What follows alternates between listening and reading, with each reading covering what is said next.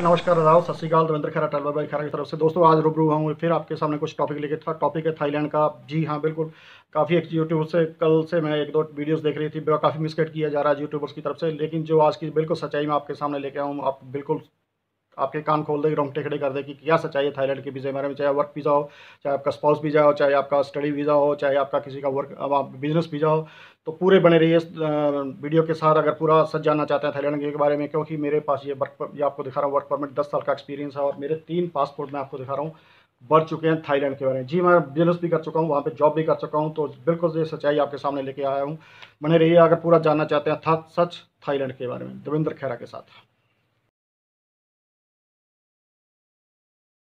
तो वीज़ा की बात कर रहे थे थाईलैंड के वीज़ा के बारे में। जी हाँ, वीज़ा जैसे मैंने को होता है नंबर वन वीज़ा तो होता है आपका ट्रैवल वीज़ा। ट्रैवल वीज़ा आपके पास है, यहाँ की होटल बुकिंग है, आपका इनबाउंड आउटबाउंड टिकट है। यहाँ पे आप सिर्फ अपना पासपोर्ट सही है, 6 महीने की वैलिडिटी है, उसमें आप सीधा यहाँ से जाके एयरपोर्ट पे टिकट लेके आप चाहे आप बाई लैंड वाटर चले जाइए, म्यांमार के थ्रू से भी जा सकते हैं। या बाई एयर जाना चाहे तो सीधा बैंकॉक में जहाँ वहाँ पे जाइए, आपके वहाँ पे सफिशिएंट जो 20,000 पर पर्सन के पास तकरीबन फ़ंड देखते हैं। उसके बाद जो भी आपकी डॉक्यूमेंटेशन आपके रिगार्डिंग आपके ट्रैवलिंग जो भी आपका कहाँ रहना है, आपने इस चीज़ों की जो भी होती है शनाख्त करके आपको 20 दिन का वीज़ा 14 दिन का वीज़ा अराइवल वीज़ा आपको वहाँ पे मिल जाता है। कोई दिक्कत नहीं, परेशानी नहीं है।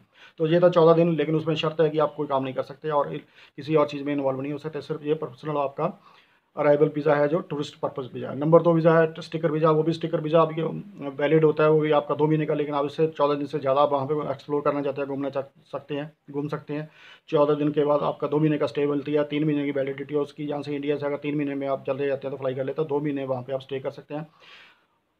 नेक्स्ट है जो अगर काफ़ी दोस्त यहाँ से मिसगाइड करके ले जाते हैं, काफ़ी मेरे यूट्यूबर्स नहीं बताते हैं, या मेरे को काफ़ी एजेंट्स हैं जहाँ से आपको नहीं बताते, जहाँ से स्टिकर वीज़ा आपको लगवा के वहाँ पे थाईलैंड छोड़ देते हैं, वियतनाम में छोड़ देते हैं, या आपको कम्बोडिया छोड़ देते हैं। उसके बाद आपको सपने जहाँ से दिखाए जाते हैं 50-60 हज़ार की जॉब मिल जाएगी, लाख रुपये, ऐसा कुछ नहीं है वहाँ पर।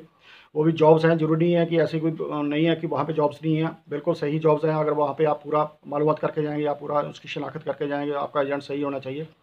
तो लेकिन 14 दिन के वीज़े में आपको वीज़ा वर्क नहीं मिल सकता, लेकिन दूसरे में 2 महीने का वीज़ा, वो भी स्टिकर वीज़ा, उसमें भी आपको वर्क नहीं मिल सकता, काम नहीं कर सकते उसमें भी। वो टूरिस्ट का वीज़ा, वो इसलिए आपको फ़ायदा देगा कि आप वहाँ पे अगर नौकरी ढूंढना जा रहे हैं तो उस बीच में ड्यूरिंग आप 2 महीने के बीच में आप नौकरी ढूंढ सकते हैं। अगर आपको कोई नौकरी मिल जाती है, वहाँ की जो कंपनी है वो आपका ऑनर उनको पूरे आपको कागज़ सबमिट करके देगा, उसकी कंपनी के कागजात लगेंगे, रजिस्टर्ड होगा, सब कुछ होगा वहाँ पे, तो उसकी आईडी वगैरह लगेगी, तो प्रॉपर वो आपका वहाँ से कंट्री से आउट करना पड़ेगा, वहाँ से आपको वीज़ा फिर मिलेगा। और नहीं तो आपने इंडिया आना तो इंडिया आके वापस यहाँ से सारे डॉक्यूमेंट्स जो भी होंगे सबमिट करके BFS के थ्रू लीजिए, चाहे आप सीधा वैसे ही दिल्ली में जाके सबमिट कीजिए, तो फिर आपको यहाँ से जो वीज़ा मिलेगा वो 3 महीने का वीज़ा मिलेगा।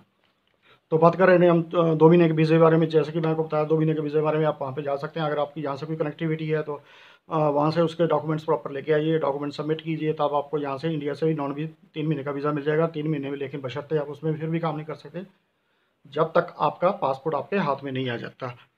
सॉरी, पासपोर्ट वर्क परमिट, जब तक आपका वर्क परमिट आपके हाथ में नहीं आ जाता तब तक आप लीगली आप वहाँ पे काम नहीं कर सकते।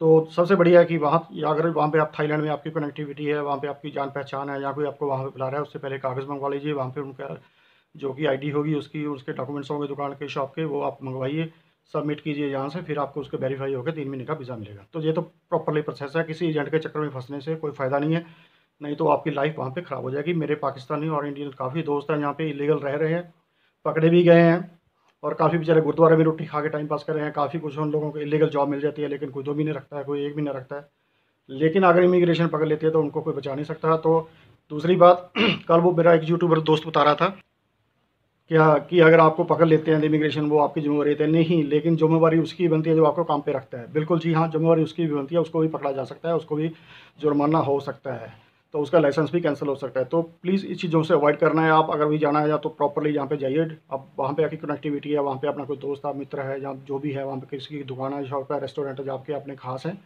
तो उनसे कागजात मंगवाइए, तो फिर जाइए वहाँ पे। तो इसमें कोई झंझट नहीं है, आराम से वीज़ा आपको वीज़ा मिलेगा। और वर्क परमिट, जैसे मैंने आपको बताया कि वर्क परमिट ये होता है, इसके बिना आप वहाँ पे जॉब नहीं कर सकते। तो अगला वीज़ा आपको बताऊँ, नॉन वी भी मैंने बता दिया, टूरिस्ट वीज़ा भी बता दिया, और मैंने आपको 14 दिन का अराइवल वीज़ा भी बता दिया।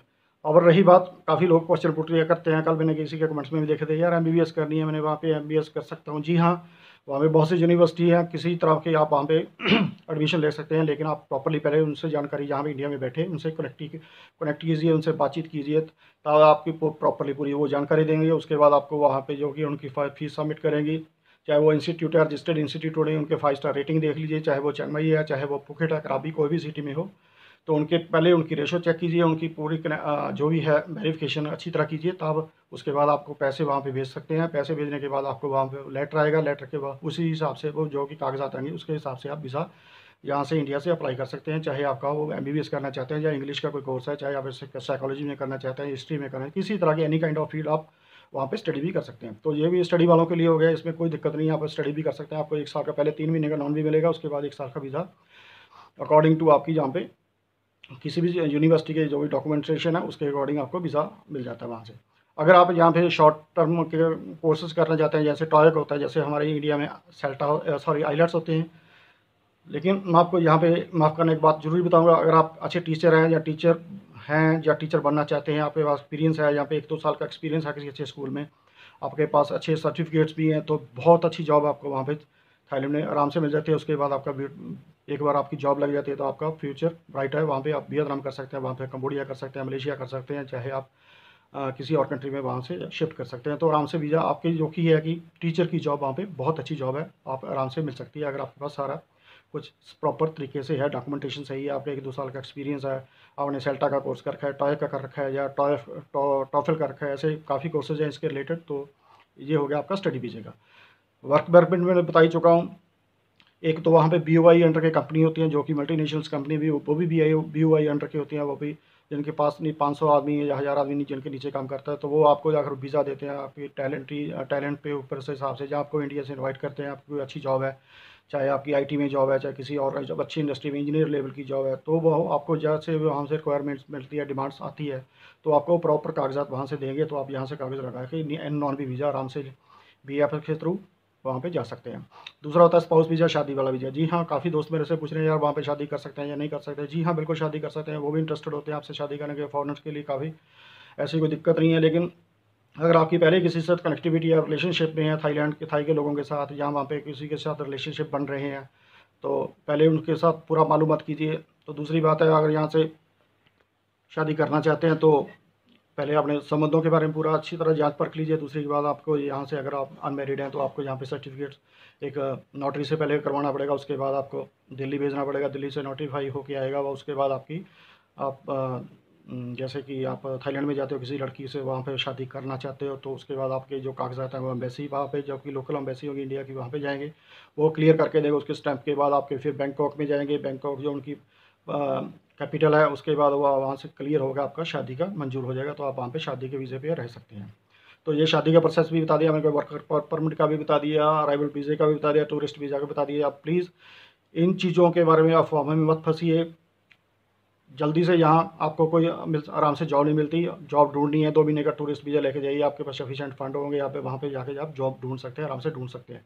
आपके एलिजिबल हैं, या अगर आप किसी काम में परफेक्ट हैं तो उसके अकॉर्डिंग जॉब देख लीजिए। अगर आप पढ़े लिखे हैं, IT के आदमी हैं, या इंजीनियर लेवल के आदमी हैं, या किसी में सिविल में हैं, जो भी है, जो भी डिमांड्स निकलती है, वो आप पहले उनसे कनेक्टिविटी बनाइए, उनसे पूरे मालूमात कीजिए। वो आपको पेपर सबमिट करते हैं, सबमिट पेपर करने के बाद ही आप वहाँ पे जाने का फ़ायदा है, अदरवाइज़ कोई फ़ायदा नहीं है। नहीं तो आपको यहाँ से एजेंटों के चक्करों में फंसेंगे, यहाँ से सीधा बिठाएंगे बैंकॉक आउट में गुरुद्वारे में रोटी खिलाएंगे 2-4-10 दिन, उसके बाद में आपको वियतनाम वहाँ से भेजेंगे जी, वहाँ से भेजेंगे, कोई फ़ायदा नहीं है मेरे दोस्तों। प्रॉपर्ली यही जानकारी है, पूरी जानकारी बना के लीजिए। अगर फिर भी क्वेश्चन पुट करना है, अगर कुछ मालूमात चाहते हो तो मेरे से आपसे कुछ सीधा बात करना चाहते हो, मैं ईमेल ID दे दूँगा, आप मेरे से सीधा डायरेक्ट बात कर सकते हो। तो मैं मेरे को बड़ी खुशी होती है आपके लोगों के जवाब देने के लिए, तो मैं भी बड़ा उत्सुक रहता हूँ। तो प्लीज़ नेक्स्ट वीडियो में फिर कोई नई जानकारी आई तो मैं ज़रूर बताऊँगा।